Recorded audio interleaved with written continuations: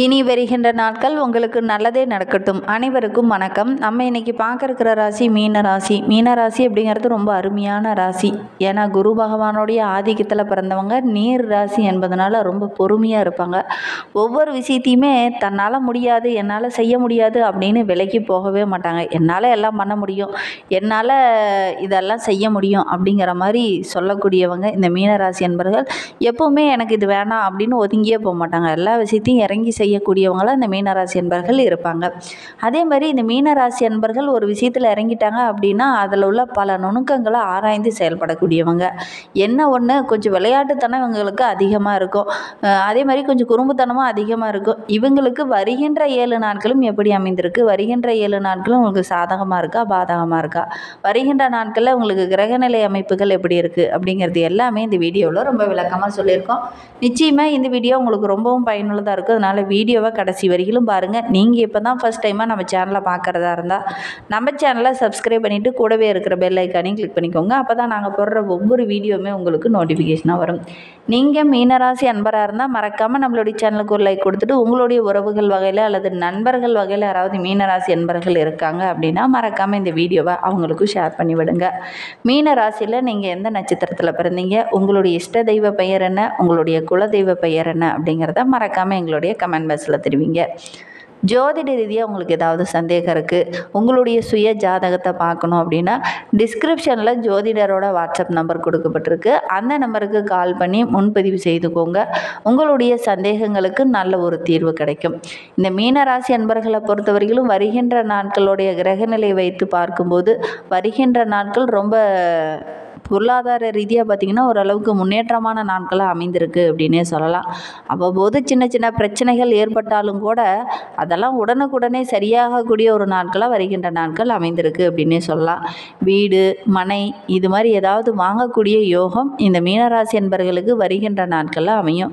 நீண்ட நாளாக நீங்கள் செய்ய நினைத்த ஒரு காரியத்தை இந்த காலகட்டத்தில் செய்து முடிப்பீங்க. அதனால் மற்றவங்களுடைய பாராட்டும் இந்த காலகட்டத்தில் இந்த மீனராசி என்பவர்களுக்கு கிடைக்கும். பழைய கடன் இருக்குது அப்படின்னா கூட அந்த கடனெல்லாம் அடைச்சிட்டு இந்த காலகட்டத்தில் ஒரு நிம்மதியான வாழ்க்கை இந்த மீனராசி என்பர்கள் வாழ இருக்கீங்க.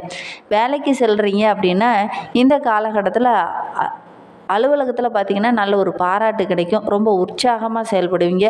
அடுத்தவங்களுடைய வேலையெல்லாம் கூட இந்த காலகட்டத்தில் இழுத்து போட்டுட்டு செய்வீங்க. அதனால் நல்ல ஒரு பாராட்டு கிடைக்கக்கூடிய ஒரு யோகமான வாரமாக வருகின்ற வாரம் அமைந்திருக்கு அப்படின்னே சொல்லலாம். ஒரு சிலருக்கு இந்த காலகட்டத்தில் பதவி உயர்வு, ஊதிய உயர்வு இதெல்லாம் கிடைக்கிறதுல சின்ன சின்ன இடர்பாடுகள் இதனால் வரைக்கும் இருந்திருக்கும். இனி அந்த இடர்பாடுகள் எல்லாமே சரியாகி இதெல்லாம் கிடைக்கக்கூடிய யோகம் இருக்குது அப்படின்னே சொல்லலாம். வியாபாரத்தில் ஒரு முக்கிய முடிவு எடுக்கிறீங்க அப்படின்னா நல்ல ஒரு முன்னேற்றம் இருக்குது அப்படின்னே சொல்லலாம். இந்த காலகட்டத்தில் நீங்கள் கொஞ்சம் அவசரப்படுவீங்க. டக்குன்னு இந்த முடிவு எடுத்துகிட்டு இதை தான் செய்யணும் அப்படிங்கிற மாதிரி சொல்லுவீங்க. கொஞ்சம் அவசரம் காட்ட வேண்டாம், நிதானமாக இருங்க. மற்றவங்க கிட்ட கொஞ்சம் கலந்து ஆலோசிச்சுட்டு முடிவெடுங்க. அவசரம் காட்டினீங்க அப்படின்னா சின்ன சின்ன இடர்பாடுகள் குடும்பத்துலேயும் சரி உடல் ரீதியாகவும் சரி சின்ன சின்ன இடர்பாடுகள் வரக்கூடிய சூழ்நிலை இருக்குது. அதனால் கொஞ்சம் நிதானமாக செயல்படுறது நல்லது. அவசர முடிவை கொஞ்சம் தவிர்த்துக்கோங்க. ஒரு முக்கிய முடிவு எடுக்கிறீங்க அப்படின்னா ஒரு தொழில் ரீதியாக ஒரு முக்கிய முடிவு எடுக்கிறீங்க அப்படின்னா அந்த தொழில் ரிலேட்டடாக இருக்கிறவங்ககிட்ட கொஞ்சம் கலந்து ஆலோசித்து முடிவு எடுக்கிறது நல்லது. குடும்பத்தை நிர்வகிக்கும் பெண்களுக்கு வருகின்ற நாட்கள் ரொம்ப சந்தோஷமான நாட்களாக அமைந்திருக்கு. வருகின்ற நாட்கள் ரொம்ப நிம்மதி தரக்கூடிய ஒரு நாட்களாக இந்த மீனராசி பெண்களுக்கு அமைந்திருக்கு அப்படின்னே சொல்லலாம். வேலைக்கு செல்கிற பெண்களுக்கு வருகின்ற நாட்கள் அலுவலக சூழ்நிலை ரொம்ப மகிழ்ச்சி தர மாதிரி இருக்கும். வேலையில் ரொம்ப நாளாக நல்ல ஒரு பதவி உயர்வு வேணும், சம்பள உயர்வு வேணும் அப்படின்னு கேட்டுட்டு இருந்தீங்கன்னா அதெல்லாம் கிடைக்கக்கூடிய யோகம் இருக்குது. வேலை செய்கிற இடத்துலையும் நல்ல ஒரு பாராட்டு கிடைக்கும். மகிழ்ச்சி நிலவக்கூடிய ஒரு வாரமாக வருகின்ற வாரம் இந்த மீனராசி பெண்களுக்கு அமைந்திருக்கு. அதே மாதிரி மாணவர்களை பொறுத்த வரைக்கும் வருகின்ற நாட்கள் ரொம்ப மகிழ்ச்சிகரமான நாட்களாக அமைந்திருக்கு அப்படின்னே சொல்லலாம். இந்த காலகட்டத்தில் நீங்கள் செய்கிற ஒவ்வொரு விஷயமே உங்களுக்கு சாதகமாக அமைந்திருக்கு அப்படின்னே சொல்லலாம். இந்த காலகட்டத்தில் புதிதாக ஏதாவது முயற்சி பண்ணுறீங்க அப்படின்னா அதெல்லாம் உங்களுக்கு வெற்றியாக அமையும். ஒரு சில மாணவர்கள் நான் இந்த பாடப்பிரிவில் இந்த கல்லூரியில் தான் படிப்பேன் அப்படிங்கிற மாதிரிலாம் கேட்டுட்டு இருந்திருப்பீங்க. நீங்கள் கேட்குற விஷயம் இந்த காலகட்டத்தில் நடக்கும் அப்படின்னே சொல்லலாம். இந்த காலகட்டத்தில் முயற்சி பண்ணுங்கள். முயற்சி பண்ணிவிட்டு ஒரு முறை முயற்சி பண்ணி தடை ஏற்பட்டுருச்சு அப்படின்னு கைவிட வேண்டாம். மறுபடியும் முயற்சி பண்ணிங்கன்னா அது கிடைக்கக்கூடிய யோகம் இருக்குது. சரி, இந்த மீன ராசியில் பிறந்த 3 நட்சத்திரக்காரர்களுக்கு அடுத்து வருகின்ற 7 நாட்களும் எப்படி அமைந்திருக்கு அப்படிங்கிறத பார்க்கலாம் வாங்க. மீன ராசியில் பூரட்டாதி 4ஆம் பாதத்தில் பிறந்தவங்களுக்கு வருகின்ற 7 நாட்களும் எப்படி அமைந்திருக்கு அப்படிங்கிறத பார்க்கலாம்.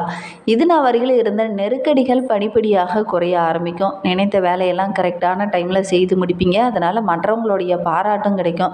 தொழிலில், குடும்பத்தில், உத்தியோகத்தில் இருந்த பிரச்சனைகள் படிப்படியாக குறையும் அப்படின்னே சொல்லலாம். 3ஆம் இடத்துல சஞ்சரிக்கக்கூடிய சூரியன் நீங்கள் எடுக்கிற ஒவ்வொரு முயற்சியுமே இந்த காலகட்டத்தில் வெற்றியாக்குவாங்க. உங்களுடைய உழைப்புக்கேற்ற நல்ல ஒரு பலன் கிடைக்கக்கூடிய ஒரு யோகமான வாரமாக வருகின்ற வாரம் அமைந்திருக்கு அப்படின்னே சொல்லலாம். விரயஸ்தானத்தில் ராகு சனியும் சஞ்சரிப்பதனால குரு பகவானுடைய பார்வை இருக்கிறதுனால சுப விரயங்கள் இந்த காலகட்டத்தில் நடக்கும். அல்லது சுப விரய நிகழ்ச்சியில் கலந்து கொள்ளக்கூடிய வாய்ப்பு இருக்குது. அதனால மகிழ்ச்சிகரமான வாரமாக இந்த புரட்டாதி நட்சத்திரக்காரர்களுக்கு இந்த வாரம் அமைந்திருக்கு அப்படின்னே சொல்லலாம். உடல் ஆரோக்கியத்தில் மட்டும் சின்ன சின்ன இடர்பாடுகள் அப்பப்போ வரும். பெரிய பாதிப்பு எதுவும் வராது. புதிய இடம் வாங்கக்கூடிய யோகம், வண்டி வாகனம் வாங்கக்கூடிய யோகம்லாம் இருக்குது. இதற்கான முயற்சி செஞ்சுட்டு இருக்கவங்க கண்டிப்பாக இந்த வாரத்தில் முயற்சி பண்ணிங்கன்னா இதெல்லாம் வாங்கக்கூடிய யோகம் இருக்குது. அதே மாதிரி செவ்வாய் 6ஆம் இடத்துல இருக்கிறதுனால உங்களுடைய திறமைக்கு நல்ல ஒரு அங்கீகாரம் கிடைக்கும். நீங்கள் நீண்ட நாளாக எதிர்பார்த்த அந்த பதவி உயர்வு, சம்பள உயர்வு இதெல்லாம் இந்த காலகட்டத்தில் கிடைக்கும். வழக்கு விவகாரங்களில் இருக்கிறவங்களுக்கு கூட நல்ல ஒரு சாதகமான பலன் வருகின்ற நாட்களில் கிடைக்கும். அனைத்துமே வருகின்ற நாட்களை பொறுத்த வரைக்கும் நல்ல ஒரு வெற்றி நிறைந்த நாட்களாக அமைந்திருக்கு அப்படின்னே சொல்லலாம். நேற்று என்ன நினைத்தீங்களோ அது இந்த வருகின்ற வாரத்தில் நடக்கும். வரைக்கும் இருந்த நெருக்கடிகள் படிப்படியாக குறையும். தொழிலாகட்டும், வியாபாரத்திலாகட்டும் நல்ல ஒரு முன்னேற்றத்தை வருகின்ற நாட்களில் எதிர்பார்க்கலாம். பணியாளர்களுடைய ஒத்துழைப்பு இந்த காலகட்டத்தில் கிடைக்கும். இருந்தாலும் நண்பர்கிட்ட பேசும்போது சின்ன சின்ன இடர்பாடுகள், பிரச்சனைகள் வரக்கூடிய சூழ்நிலை இருக்குது.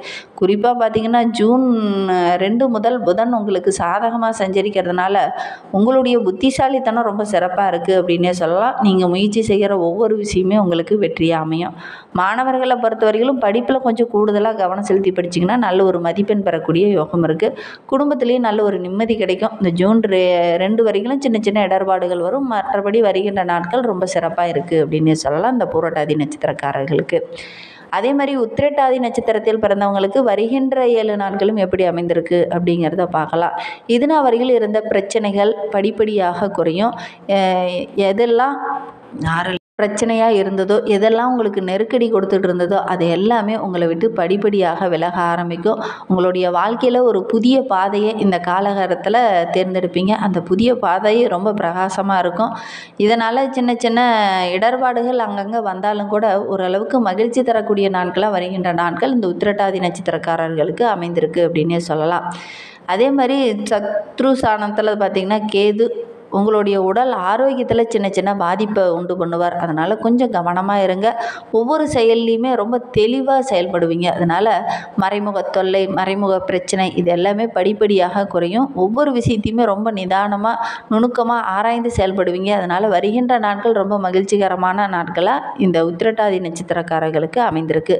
மறைமுகமாக இருந்த பிரச்சனையை கூட ரொம்ப மறைமுகமாகவே நீங்களும் கொஞ்சம் அறிந்து அதற்கேற்ப செயல்படுவீங்க. ஓரளவுக்கு மகிழ்ச்சி தரக்கூடிய நாட்களாக வருகின்ற நாட்கள் அமைந்திருக்கு அப்படின்னே சொல்லலாம்.